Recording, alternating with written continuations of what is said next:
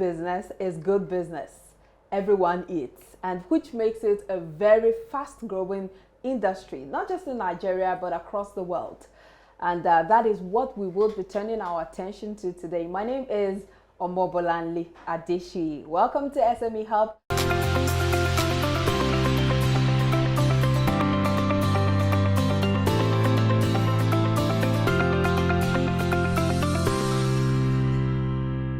The hospitality industry provides services for people who are away from home regardless of whether it is for long or short periods of time. These services can vary according to the specific needs of both the persons away from home and the organization operating those services. The hospitality industry is important to the development of many parts of the world. In some regions, income from it is one of the main sources of foreign exchange.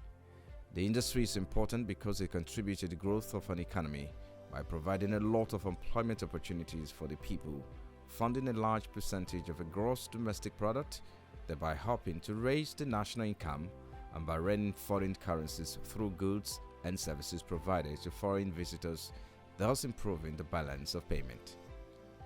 The hotel industry offers a broad range of hospitality services like lodging, restaurants, events, bars, hosting services, parks, entertainment, gardens, and other similar services. According to a report, a 7.5% reduction in excise tax would have an immediate impact and mean more money for the hospitality industry in Nigeria.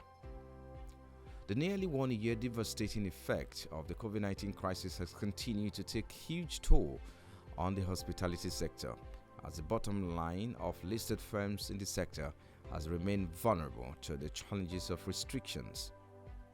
The most hit is the share price of these companies on the Nigerian Stock Exchange, which has remained stagnated at nominal value year to date following negative sentiments that have enveloped the demand of the stocks. The hospitality industry in Nigeria for the next couple of years is positive, as hotel room revenue expected to rise by 154.5% to $280 million by 2023, up from $110 million the industry was able to raise in 2017.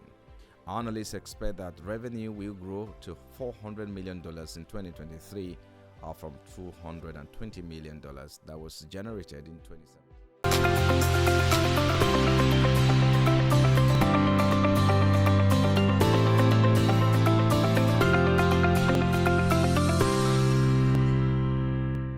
Today we will be talking food, and I have with me right here Madam Anyanwu Oluseyi, also known as Madam AO, CEO Runbella.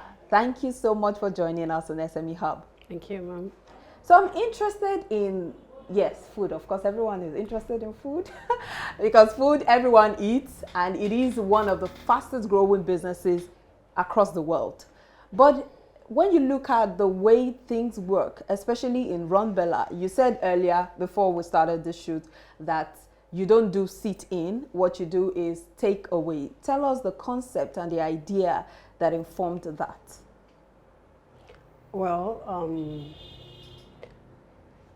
there is a system where people have to come in to eat, which we generally call a restaurant. Yes. And there is one where you buy food on the way from roadside vendors. But this system is actually meant for you to order food. You're at work, you're very, very busy, you really can't get out of the office, and what you want is not close to you. You want a particular taste, a particular flavor. So all you have to do is just take up your phone, make a call, and we'll deliver to you. Okay. So the fact that busy people end up with ulcer, I'm actually one of them. Lack of feeding. Exactly, on time. Most people that have ulcer because of food, it's actually because they don't realize they are hungry until they are hungry. Especially the workaholics. Exactly. But the average man knows that I should be hungry soon, so let me prepare, let me go for a break, let me get up and go and get my food. But the workaholic does not, he doesn't even, that part of his mind really doesn't function too well. Just work, meet this target, meet this deal, meet this timeline, trying to do this, trying to do that, and they do not eat. By the time they want to eat is at night. There's a lot of acid that's already in their system. But with Rumbella, all you have to do is just Pick call up your us, phone and make a call. and the food is at your doorstep. I like the sound of that. Something very fast. But let's talk about the process from acquiring the raw materials to processing the food, cooking, packaging, and then getting it to your customers. What's the process like? You just said it. Yeah, but I want you to run us through the intricacies. Where do you get the raw materials from? Open market. It's food. It's part of Is there a particular necessity of life. Yes, is there a particular market you patronize? Well, I think it's mile 2. My manager actually handles that bit. But market actually depends on how much you want to buy. Okay. If you're buying, just for one person, you really wouldn't go very far. You just go to your neighborhood market. But when you're shopping for a place like this, you would go to where bulk is being sold. Sometimes it's even the company themselves that you go pick it from. So is the market, when it comes into the market, it comes in from the market, it gets into the store, it's registered in, and the next day or when it's needed, is registered out. The quantity that is needed. You just talked about register. So that is one of the intricacies I'm talking about. I'm saying So, yes. So it's me just mentioning it is not all there is to it. There's still more to it. So the registering, what does it entail? Who is in charge? What are the things? Manager Okay. is in charge. Gets the things as he sees them. It goes into the store. He has a record. Bookkeeping. Yes. The person that went to the market has her own list. He compares it with what he's seeing physically. That has to be done. Okay. What you're seeing physically. And then For accountability. Thank you. And then you now keep the books right and store off. Things that go into the freezer, go into the freezer, go into the shelves, go into the shelves. Some things are wet, some things are dry, some things are canned. Absolutely. So you separate them and store them for when it's time to use them. And that will be when you want to cook. Like in the morning, you cook, several dishes. Okay. What dishes? We do the regular. We do rice. We do fried rice. We do jollof rice. We do village rice. We do coconut rice, and then we do swallows. We have Rumbella special. We have soup, African soup, Nigerian soup actually. Rumbella special. What does it entail? Well, we have Rumbella special. There are several. There's the rice. Okay. It's you have to taste it to know. All right. And then there is what we call landlord. It's a dish of... You have some interesting names here. It's a dish of meat. People have cowtail meat, which they call nkwobi, and they have goat's meat, which they call lasso, and they have chicken, stuff. But we do a blend of it with our own taste. And then we have tenants. When the landlord is eating this kind of food, the tenant has this kind of stuff like that. Okay, Anyway, so Rumbella so special, landlord, tenant. Yeah, and we have. You said what you is have called- 7. No, I said several. Several. Oh, so let's okay, just okay. leave it at those 3 for now. All right. We have your regular rice, fried rice, jollof rice, village rice, coconut rice. Okay. Our chicken and turkey is usually grilled, because of fats, to get out the fats, more of a healthy meal. And we have Rumbella spaghetti. You need to taste the spaghetti. I do not like spaghetti on a numb, but we had to come up with something I can eat, something that was so different. And it took a couple of trials to turn it around to, we're not Italians, but we were able to come up with something that even I must say, my manager was awesome. Actually, she too doesn't like spaghetti. So she had to do something that would make her want it. Okay. And, you know. All right, so you talked about the acquisition of the raw materials from the market. You've talked about the storing, and then now you've talked about cooking. The kitchen. Yeah, the kitchen. The next process would be? So from the kitchen, it goes out to the showroom where those that are coming in themselves to buy get to see what they want to buy and buy. All right. And then that's one part of our customers. Then the other part of our customers are those that call in.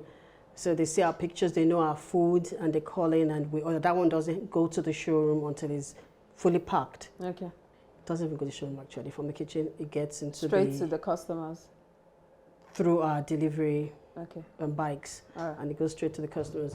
We are introducing what is called Bella Box. So tell us about Bella Box. Bella Box is not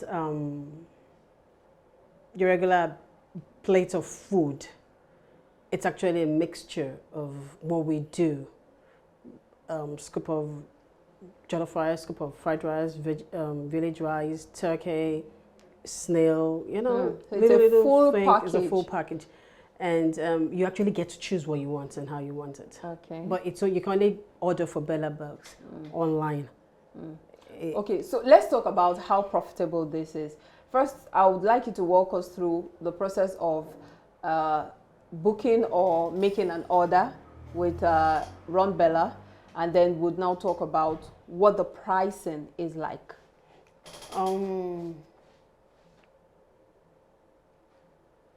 You either call us directly and speak with a customer care person who takes your order, or you go online and get to our site and make your choice. Make your choice exactly what you want, how you want, when you want. It's very simple. So what informs your pricing? How affordable is Ron Bella Foods? What are the things to look out for? What informs our pricing basically is the market. And you know, recently there's been a spike in the prices of goods. No, it's not a spike. It's constant spike. it's every other day. A consistent spike. Yes, consistent spike. It's more like that. Every other time you go back to the market, it's gone up a bit. It's gone up 2 bits. It's gone up 3 bits, and you're wondering, how do we even cope? And you have customers that are used to, because price used to be stable, so they are used to a fixed price for a particular portion of food, and you are right in between the deep blue sea and the whale, and you're not sure which one you want to kill you first. But you know any which way you're going to have to die. So what we do is try and cut off any unnecessary expenses, any excesses. You know, that would not affect the so that quality. The price, no. Oh, definitely would not affect the quality. For instance, instead of getting 10 staff to do what 8 staff can do, we get 8 staff to do what 8 staff can do. Normally, we would want to get 10 because it's just a Nigerian thing. Oh, let's help this, let's find something for you to do. Oh, come, I'll find something for you to do. But in this time, there's no come, I'll find something for you. What can you do that is needed to be done? You do it. Okay, so talk to us about the challenges in this kind of business, especially the challenges specific to this kind of takeaway food business. The challenges are actually major challenge that we have are those people that stop the bikes. Stop the bikes. Local government. Oh, okay. People that are asking for documentations that are complete, or are not even asking for anything at all, are just asking you, the riders, to give them money. That is a major problem, because I really do not understand why someone that is licensed, fully licensed to the teeth, would be stopped and sometimes arrested when there is no reason. I mean, there's no legal or even illegal reason to arrest the person. But this is Nigeria. So you have the dispatch riders as your staff. You don't outsource? No, we don't. We have dispatch riders. Okay. A sister company, actually. A sister company. So if you were to rate the food industry in Nigeria when it comes to income or revenue generation, how would you rate it? Especially when you put profitable. it side by side, the inflation, the food inflation and all of that. It's still profitable because at the end of the day, some of the costs are passed to the customers. You really can't do anything about it at the end of the day. I mean, is it electricity that what collapsed? That collapsed. The national grid. Thank you. The national grid that collapsed. That everybody now has to run on gen. What can you do about that? Diesel. So passed on to the Diesel customer. in January was what, 200. Now diesel is 750. You have to run. You have to use the AC. You need light. What do? You have to buy it. After a while, you can't afford to buy it at the same rate at which you're making the profit. So your price will go up, and you're not making more profit. Actually, you're making less profit because you can't pass all the costs to the customers. Some goes to your profit line, reduces your profit margin so that you can retain your customers. Okay, so looking at the business environment, and I'm talking about Nigeria's business environment, what are things you need to start a business like this? In terms of monetary implications, skills, and all of that. You need to have a know-how of the industry you're getting into, not just this business, any business. You need to get a right location. You need... right location. What is the right location for this kind of business? Where there's traffic. Well, it depends on your target market, really. If your target market are white-collar job people, then you need to look for where a number of those companies are. Blue chip companies. Okay. So that you can situate your company, your restaurant, whatever it is, your food hub there. If it is street food like akara and those fried things, akara, plantain, yam and stuff like that, you need to look for a market, somewhere that's close to a market, a junction, a bus stop, a busy place, a crossroad where traffic, it's constant. If it is like an ice cream center, for instance, sweet shop or something, you would be looking more for where there are schools, a residential area, where the streets are not so narrow, so that parking is easy, and things you look out for. Let's tailor it down to this business. This now takeaway business. Yes. Really, you can strive. You can survive because anywhere. it's majorly online. It's majorly online. You can survive anywhere. Okay, so looking at your workforce, what were the things you looked out for before recruiting, and how do you pass down the vision? What's the goal for Runbella? Well, the goal for Runbella is to get food to people wherever they are as fast as possible, and as warm as possible. Very important. How we recruit, you have to have some level of experience, and then I need to taste cooking. Yes, I need to taste what you can cook. There's a taste I'm looking for, not my taste. There's a taste I'm looking for in new stuff. I mean, kitchen stuff. If you have that taste, then we can tweak that taste to our taste. But if you cannot produce, there's a level of expertise. Creativity that is required. And a level of creativity it is. Skill. Not just skill, creativity. Because a lot of people, we're Nigerians, we can cook. We cook from when we're small. But you need to be creative, not just in your cooking, in your setting. The so it means the person has to cook. The person has to cook before you recruit the person. Oh, you definitely have to cook before I recruit you. What? You're working in the kitchen. That's your job.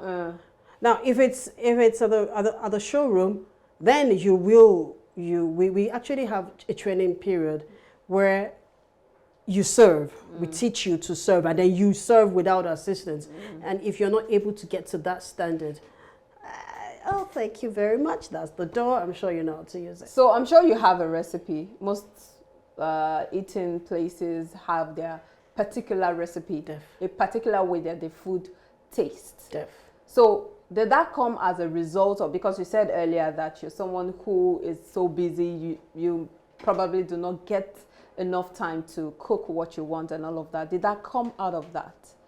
Your recipe? Did it? No, actually. I have a background of cooking. Okay. I come from a family of 5, and my mother brought us up to cook, all of us. So the boys have days of cooking, the girls have days of cooking.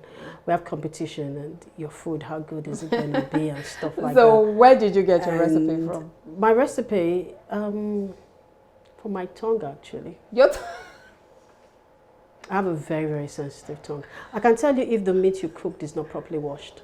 I can tell you if the rice you cooked is not properly washed. And you have cooked That's it. really and I will sensitive. tell you. Like, and if you argue with me, I will show you. So how do you satisfy your different customers? Because I'm looking at you as a customer. It must be very difficult to satisfy someone like you. So if you can satisfy me, you can satisfy So anybody. how do you get to satisfy your customers? We listen and we tweak and we do a lot of bespoke. So we tailor our production to you, especially if you come and you come. We listen and we take a lot of feedbacks. Unlike Nigerian business where a customer is complaining about your service or your product and you are telling the customer this is how it should be. Manage it like that. And I'm wondering, are you the one paying yourself or is it the customer who is paying you? Okay. So we listen and we reciprocate. Really. So what's the feedback mechanism like? Do you have boxes or what Actually, Nigerians wouldn't write anything for you in a box, just like they wouldn't read, but they would talk. But we do read now. But let's not go there. They will talk, and if you listen, they will talk well. Okay. They will tell you positive and negative. If So you interact are calm. with Oh them. yes, we do interact. But they're online. Do you interact online? Okay, for those online, we have a feedback box which you can send your mails, send your complaints, send your comments to. Definitely. After service box. So what's the gestation period of this kind of business? Nigeria. Nigeria is a gestation. In Nigeria. Depends on how much money you have. Let's be very sincere. It depends on how much money, because you keep pumping in and pumping in. So it's capital intensive. It is capital intensive if you are looking for a standard. So you just mentioned that the business is capital intensive. Help us better understand how capital intensive it is. On the average, what's the least amount you can use to start a business like this? It actually depends on the size you're looking at, how big or how small. You can start with as little as a business like this or food business. A business like this, takeaway business. Oh, okay. Which of course is a food business too. So, food business, your roadside Oh person yeah, is I doing get food, that. and 20,000 naira can do for that person. Okay, really. so we're being specific now to this kind of business. Well, you would need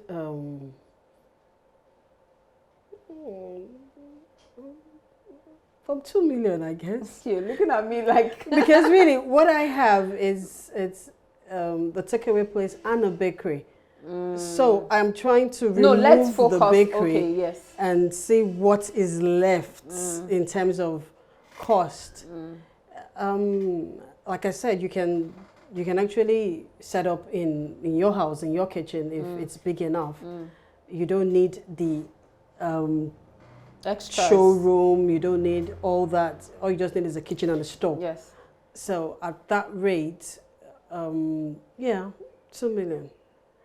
But if you're not selling as fast and you have to pay overhead, you have to pay staff and you have to run diesel and you have to pay tax and you have to do whatever, you would need to keep adding money Pumping in money. until You stabilize. Okay, so Sales you just pick talked up. about taxation. Let's talk about double taxation. How are you coping? And the regulatory bodies in this industry, how are they helping with the challenges? regulatory bodies help in Nigeria. You pay, and that's where it ends. Double taxation, all industries are going through it. There's really not much you can do but to find a way of paying, and that cost you cannot pass over really To to the the customer. customers. You take it from whatever profit you think you're making. It's the increase in price that you can, pass over to the customers. It's a tough environment really. Even though food is a necessity, is essential, and people buy food, but with all this taxes and all these regulatory bodies, with all these expenses that you have to constantly So they are incur. actually they help you incur more cost rather than help you deal with the challenges. You know that if your business is not making up to 25 million annually, you don't get to pay federal tax. That is the new law. If it's been upheld, is another thing. But your monthly, you have to pay tax for your staff. You have to pay make your annual returns and all that. And my question is, if you're not making a profit, who believes you? Who actually sits down? Because they don't actually check your books. They just tax you based on your staff strength. Yes. For safety, really, you should get a tax consultant who would, of course, do your books and will be able to say that you've not made a profit, so you don't get to pay tax. Oh, okay. And that is another cost. Really. And that's why most Nigerians don't even do that. They just pay the minimum tax. And at the end of the day, you're not making any profit.